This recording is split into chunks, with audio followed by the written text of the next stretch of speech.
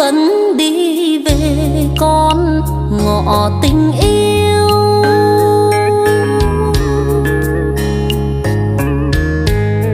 Chưa dám trao lời vì anh quá nghèo. Thư tình tha thiết bao nhiêu, muốn gửi ai ấy một điều.